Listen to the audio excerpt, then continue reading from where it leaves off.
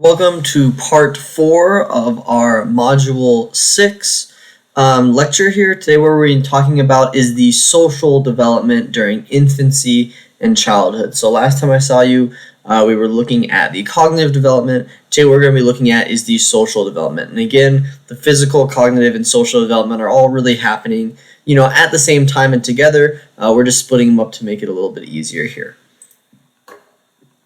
So the first thing we want to talk about is what is called stranger anxiety. So stranger anxiety is a developmental situation in which infants become anxious and fearful around strangers, beginning at about 8 months of age. So this is a really good example of how the physical changes are affecting our cognitive abilities and also having an effect on our social abilities and how we act socially in our social development. So basically what's happening is that at about this age of 8, we have kind of this new ability, right? You can see a newly emerging ability where infants are able to start to evaluate people as being familiar or unfamiliar. And one of the things that comes with that is when someone is unfamiliar, they are oftentimes seen as threatening.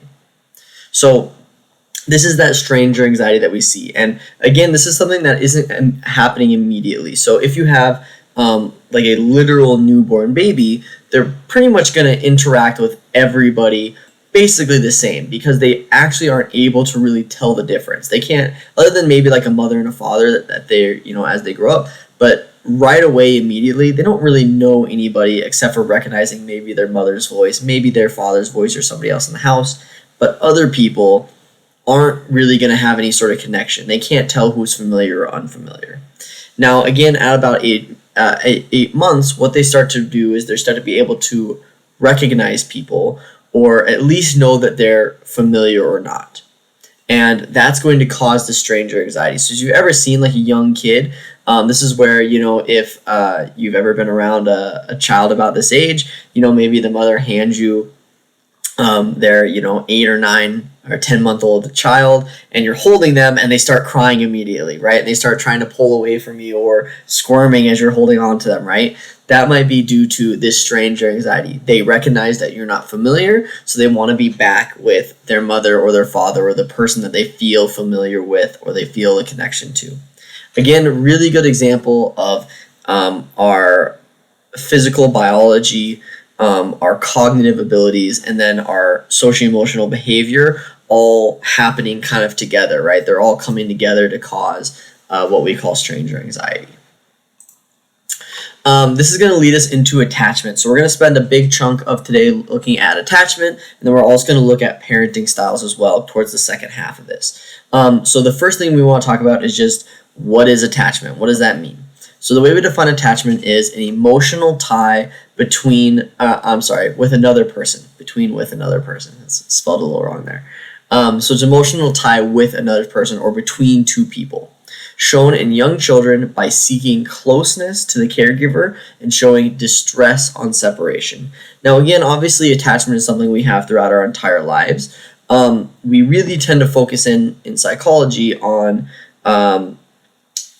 young children, right? Infancy and childhood when we're talking about these. So attachment for an infant is going to look very different than attachment as an adult. And what we're going to see is, again, this idea of seeking closeness and distress upon separation.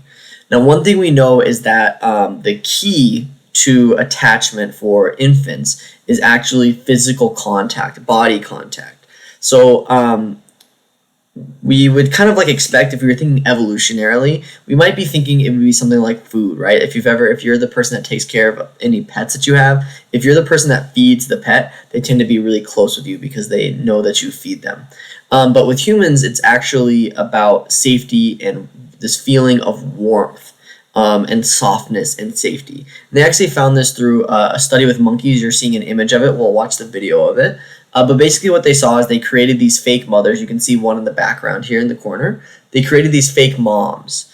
One of them fed them, but was made out of wire, so she's very uncomfortable. The other one is cloth, so she's softer and warmer.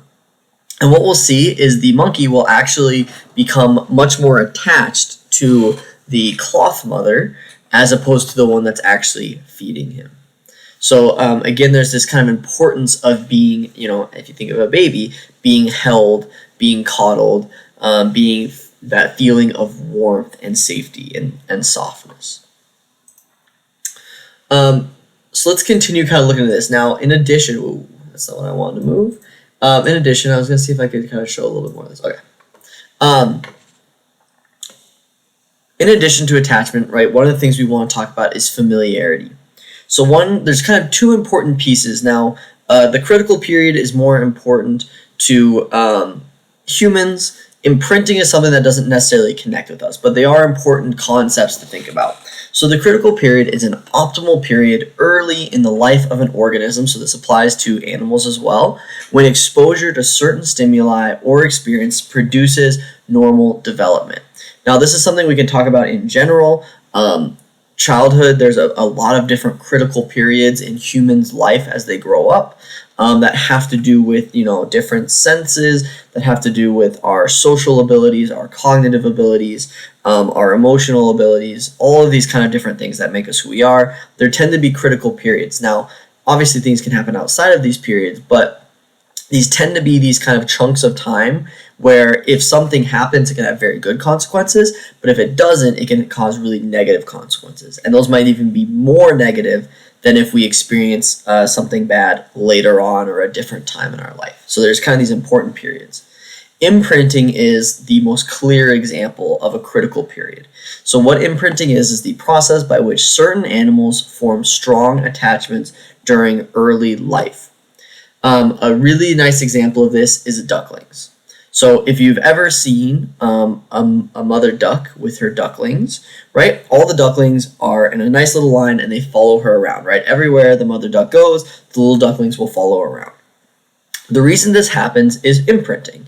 Basically, when these ducklings are hatching and as they kind of are coming out of their shells, one of the first things they see is the mother duck. And so what they do is they actually imprint. They learn that is the mother, and they imprint and connect. They form this really strong attachment with them, and so they thus follow them around. Now, ducks will actually imprint on a whole bunch of different things. I'm going to move myself so you can see this image a little bit better. Will actually imprint on a whole bunch of different things.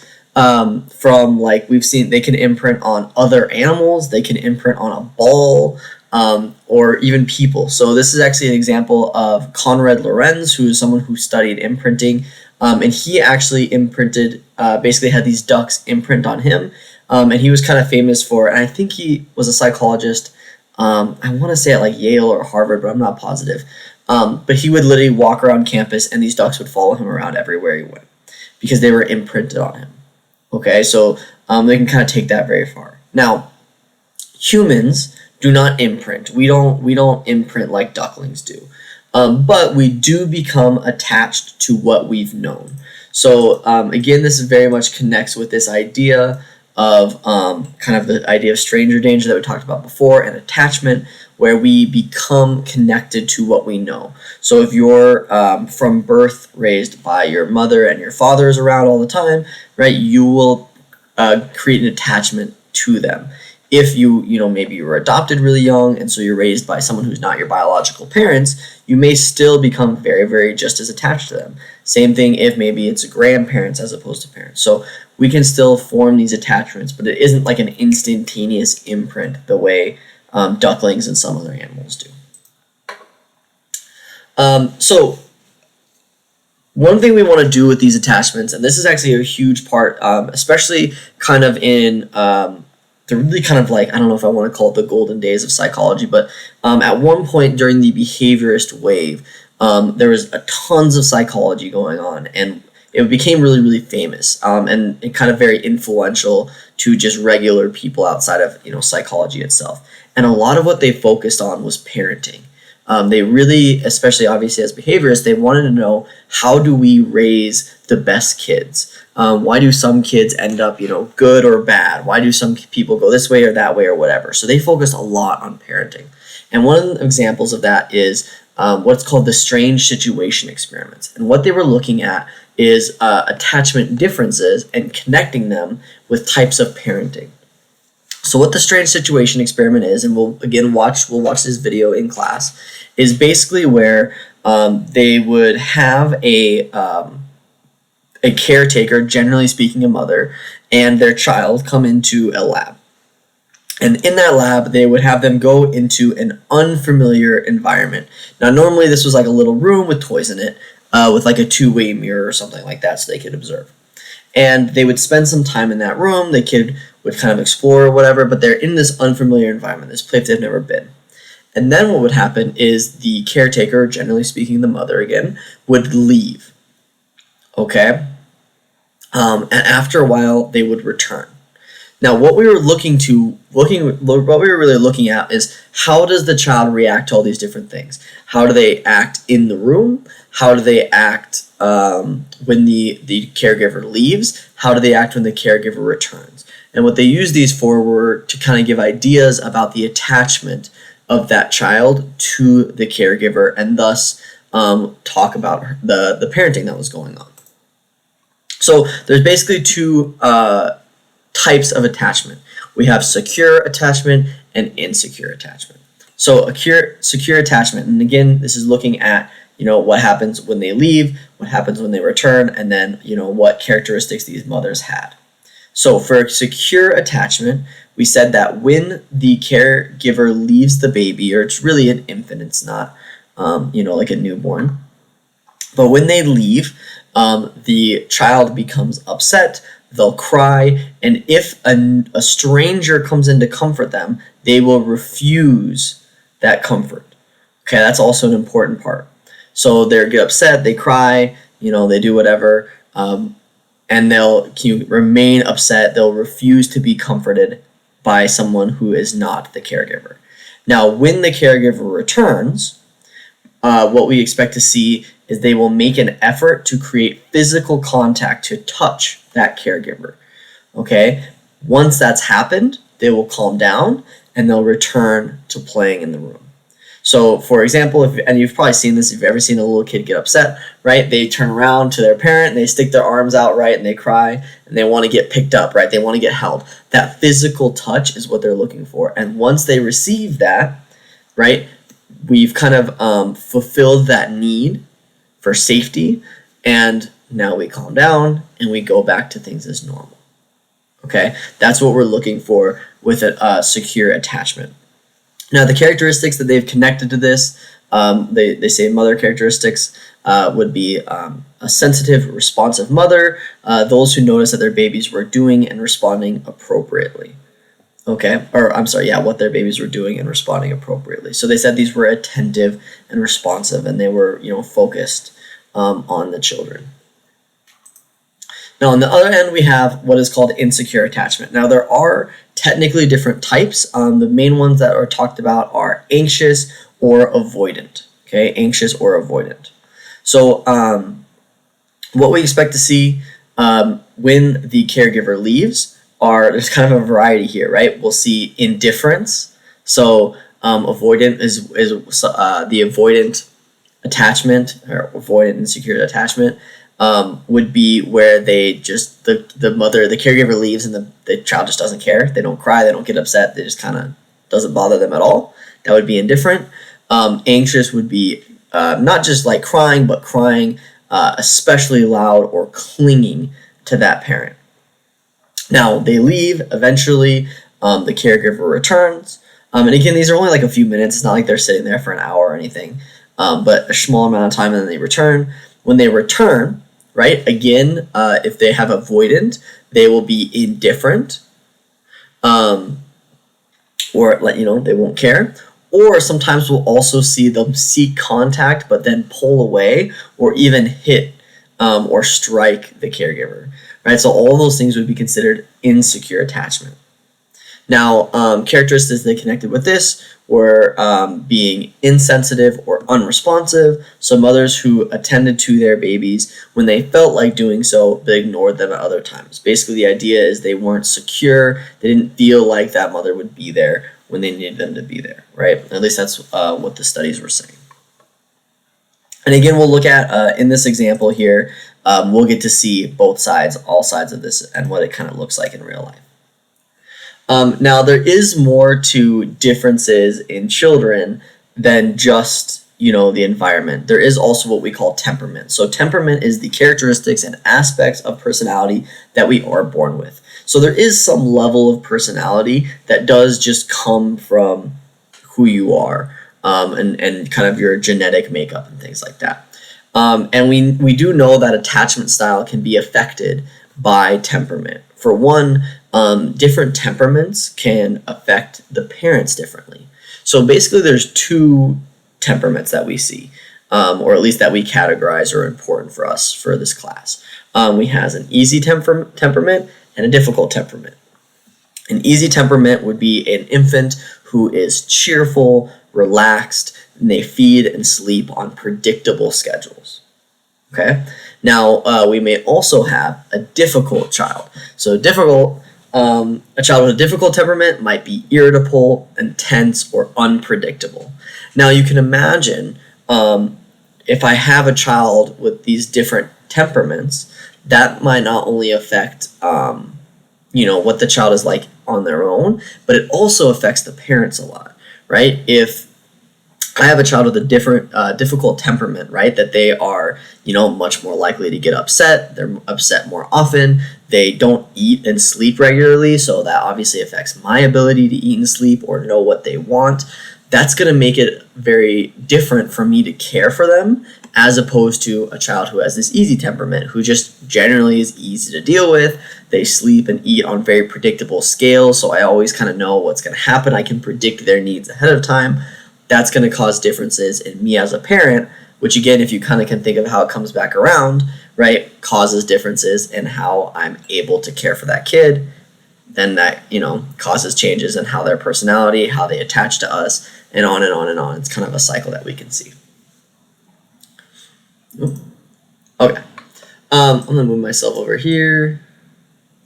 There's a nice, beautiful GIF that you guys will get to see in class, but I can't put it on YouTube. So attachment styles and later relations. So there are connections between these attachment styles and what we see as adults or as these children grow up. So one of the big things is our early attachments form the foundation of our adult relationship and our comfort with affection and intimacy.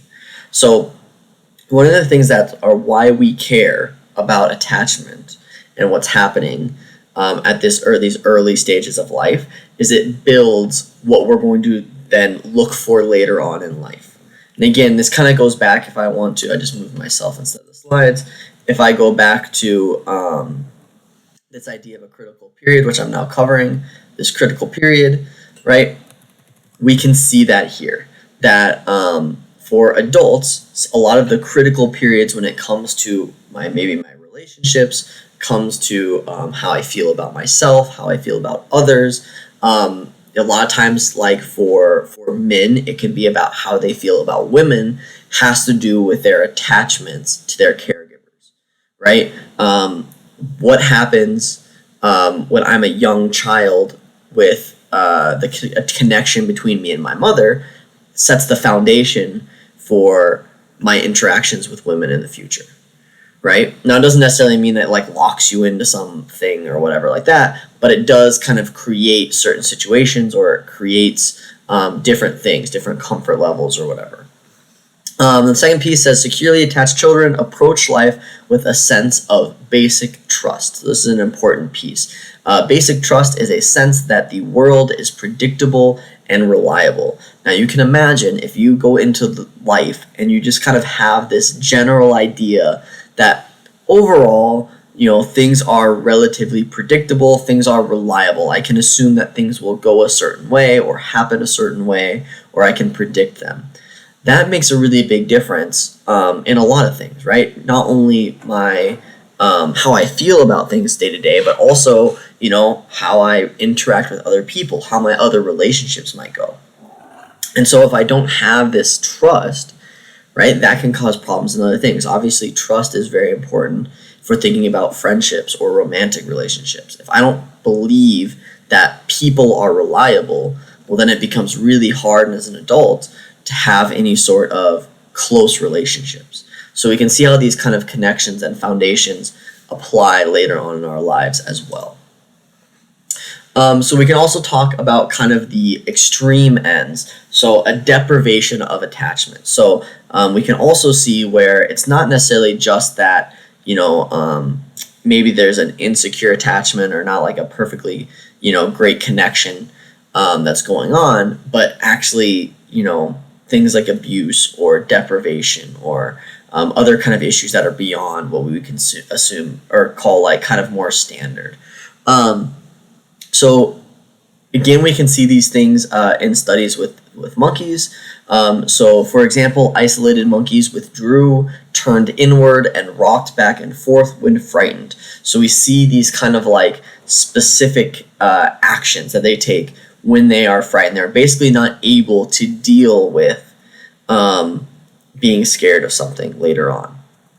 We can also see them sometimes lash out in aggression towards other monkeys when giving opportunities to socialize. So when they are basically not allowed, they're deprived of forming these attachments early on in life.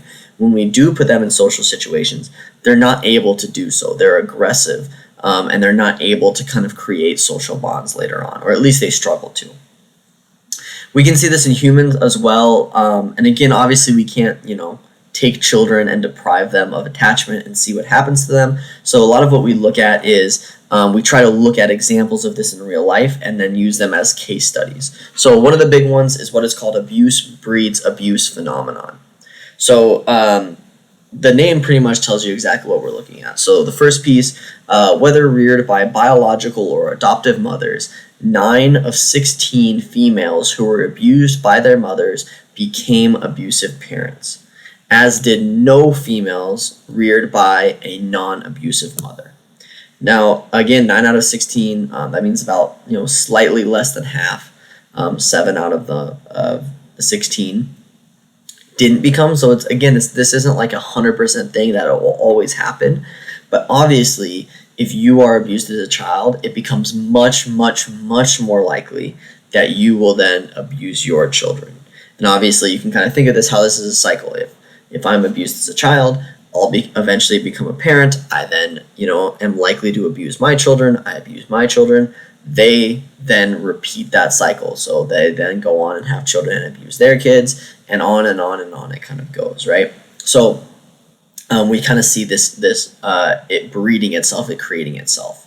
We also know that most abusive parents report having been neglected or battered as children. So generally speaking, when we look at people that are abusive as parents, they have a past in that abuse as well. So we see that it actually causes itself. Okay, so this next piece is going to be looking at parenting styles. Now I want to start this off because I always want to say this the same way. We're going to talk about different parenting styles, and I want to be really, really clear about this, right? And obviously it's a little different when you're watching a YouTube video versus when we're all standing in class. But I want to be really clear. This is if these things sound like your family or how your parents parent, please do not go to them and say, hey, Mr. Osi was telling me about how you're a bad parent because you do these things. That's not what I'm saying, right? We're talking about different parenting styles. This is what psychology tells us, right? Basically, this is how psychology lays out these different things and what we tend to see on averages based on that, okay? So obviously, just know those pieces going in. So we're going to be looking at 4 different parenting styles. The first one is authoritarian. And again, we'll have a little chart at the end of this too that will show all 4 of them kind of next to each other. So we'll get to compare. But first we have our authoritarian. So authoritarian parents are coercive, they impose rules, and expect obedience. Right? I always think, I think this image on the right is kind of a funny way or a simple way of thinking it, right? That because I said so, right? When you want to know, why do I have to do this? Because I said so. There doesn't have to be an explanation as to why. The reason why is because I said so. I am in charge.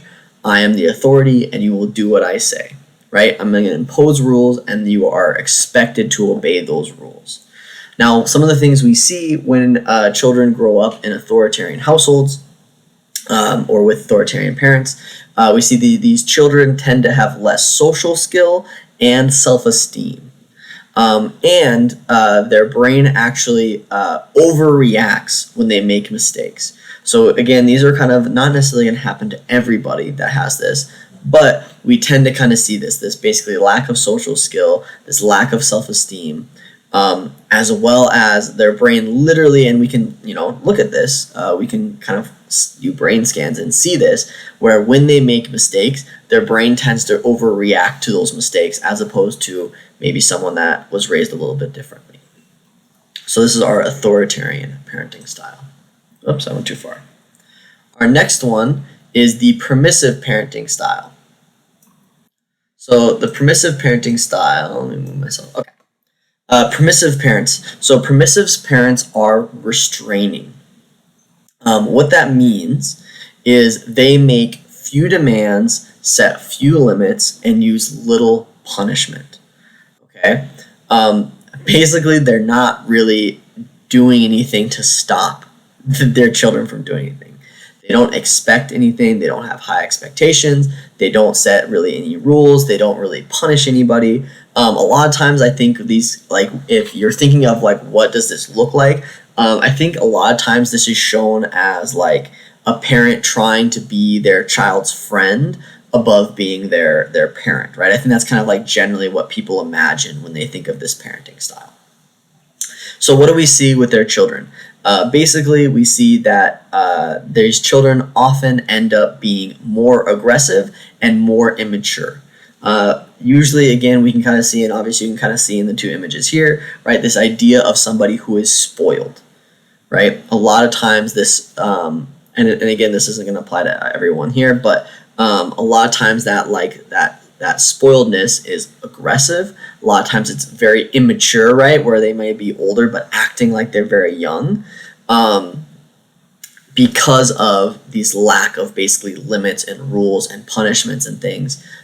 So it causes kind of this behavior we tend to see later. So again, become more aggressive and immature. Our next is our negligent parents. So negligent parents are just uninvolved. They are neither demanding nor responsive. They are careless, inattentive, and do not seek to have a close relationship with their parent. So where these other styles are kind of different, where our authoritarian parent, right, is very demanding, very strict, right, has very hard lines, and our permissive parents are, basically have no rules, but both of them may seek to have kind of relationship. Even if that relationship is one of, an authoritarian and a subject, or, an equal, where we're equals and we're friends, a negligent parent is just uninvolved. They're just either not really around, or they are around, but they just don't really care. They don't really interact. They're not trying to please the child, but they also aren't trying to, enforce rules. They're just kind of there, or maybe not there really, is kind of the idea. So what we tend to see here is parents with negligent, or children with negligent parents tend to have poor academic and social outcomes. Basically, what we see is they just tend to do poorly in general. They struggle academically. They don't tend to put in that time or that effort or have the support to do well in academics. They also tend to not have very good social outcomes either, that they don't generally do very well socially. So overall, just kind of struggling in those areas. Our final parenting style is what is called the authoritative. Now, this is the part that can get a little confusing, right? I just want to quickly connect, right? Authoritative versus authoritarian. Okay, authoritarian is like an authoritarian if you think about government, right? Someone who is in charge, who has all the power. And then we have authoritative. Okay, authoritative is generally seen by psychologists as if we could say it this way, we would say like the best parenting style. Okay, it is, in this style, parents are what are called confrontive. Now, what this means is they are demanding and responsive. They exert control by setting rules, but also encourage open discussion and allow exceptions. So what we're going to see here is kind of a little bit of a combination of some of the pieces of permissive and some of the pieces of authoritarian in kind of like a nice middle ground, where these type of parents are going to say, they're going to have expectations of you. They're going to set limits and rules. There are going to be punishments for certain things, but there's also going to be kind of like a back and forth. There's going to be a interaction and a relationship between the children and the parent, a positive one. There's going to be sometimes exceptions, right? So maybe there's a good reason why this rule was broken, or there's a good reason why we're going to let you out of this for this thing. And it's kind of more of like a discussion there. So again, it's kind of this medium ground. Research indicates that children with the highest self-esteem, self-reliance, and social competence usually have warm, concerned, authoritative parents. Okay, so again, generally speaking, they would say that these have, or this type of parenting has the best outcomes overall. So what I'm going to show you here is basically a chart that shows all of these. I'll fit perfectly in the corner. Perfect. So it's showing all 4 of these. So you can see the 4 types of styles, the parenting styles here, and then we can see our 2 kind of axes. So this is what I mean when there's kind of like a connection in between. So basically we have one axis which is supportive and versus unsupportive, and we have demanding versus undemanding. Okay, so when we have a parent who is undemanding and unsupportive, we have a rejecting or neglecting, which is what we called it, neglecting parenting. The relationship is rejecting or neglecting. It's uninvolved. There's neither. Sometimes they refer to this as like warmth versus like rules or regulations. You can think of it that way as well. But there's basically just nothing, right? They're just not involved. Now we can also look at permissive. So a permissive parent in our bottom left, I'm not going to move the mouse because it'll cover it up. Our permissive parents in the bottom left are supportive, right? So they are child-centered. They are very accepting, right? Again, they can be incredibly friendly, right? They're incredibly nice and caring and kind and loving for their child, but they are undemanding. They have very little, if any, expectations. Okay. Again, I always think of this one in my head, like this is how I imagine it, is this is the parent who will just give their kid anything, who wants to be their best friend, who wants their kid to like them beyond everything else, right? And they can't do anything because they're worried that the kid will be mad at them for it. The relationship here is indulgent, and there's low in control attempts. They're not trying to control the child at all. And again, it ends up kind of creating these pieces that we see later. On our top right, we see an authoritarian parent. So an authoritarian parent is demanding, so they set high expectations, and they demand they reach those expectations, but they are unsupportive. So unsupportive as in they are rejecting and parent-centered. So again, they don't really care why you weren't able to meet those expectations. You were supposed to meet them and you didn't, and that's what matters, right? So in this relationship, right, it's controlling, it's power assertive, and it's high in unidirectional communication, which basically means I am talking, you are listening, and that's it. There's no conversation, right? You were late to get home by 3 minutes. The punishment for that is you lose your car and your phone for a week. It doesn't matter if, you ran out of gas. It doesn't matter if something happened along the way. It doesn't matter if there was a good reason, right? You broke those rules and you're expected to meet those. Okay? That's an authoritarian. Again, our last is the authoritative. Really, really important to nail in the difference between authoritarian and authoritative. Okay? Authoritarian versus authoritative. Authoritative is a supportive and demanding parent. So there are high expectations, but the parent is still accepting and still child-centered. So the relationship is reciprocal, there's back and forth, it's responsive, and it's high in bidirectional communication. So for example, maybe the expectations are that you have straight A's in school, right? That might be an expectation that your parents have. Now, maybe you go in and you've been doing really well in school, so you go into senior year or something like that, or junior year, and you're in calculus, and for whatever reason it's just a lot harder than you're used to, right? And so you're really struggling. And an authoritative parent, right, would be one that would just punish you because you didn't get the A, right, regardless of what happened. An authoritative parent might be one who goes, you know what, I've seen you spending a lot of time studying. I've seen, I've tried to help you. I know you've gone in to ask your teacher for help. I know you've done these other things. You know what?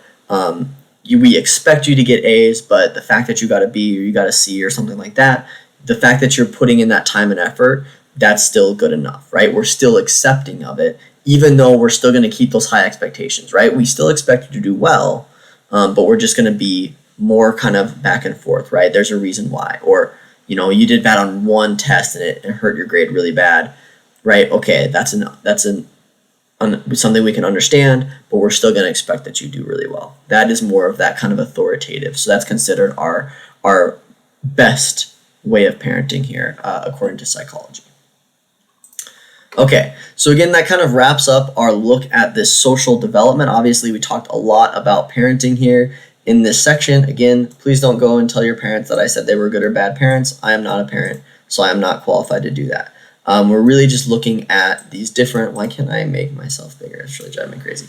We're just looking at these different kind of pieces of psychology and how we see these different outcomes of what's happening during infancy and during childhood, and how those are going to have later impacts socially. Make sure you take a few moments, do a 4-sentence summary or so, and I'll see you guys next time.